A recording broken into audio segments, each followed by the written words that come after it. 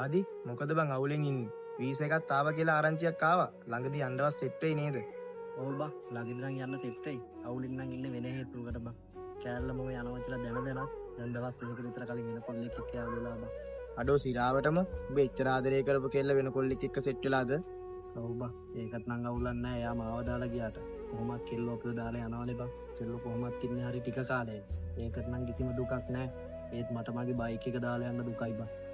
ඒක නම් ඇත්ත බං. කෙල්ලෝ නම් දැන් කාලේ විශ්වාස කරන්න ගොඩක් අමාරුයි. ඒක නෙමෙයි. ඔබට මේ බයික් එක දාලා යන්න ඉතරම දුකයි බං. රුපියල එකතු කරලා පට්ට කට්ටක් කාලා තමයි බං මම මේ බයික් එක ගත්තේ. මෙයා මම ගිය හැමතැනම මාව පරිස්සමට ගෙදර එක්කන් ආවා බං. ඉතින් මං කොහොමද මෙයාව දාලා යන්නේ?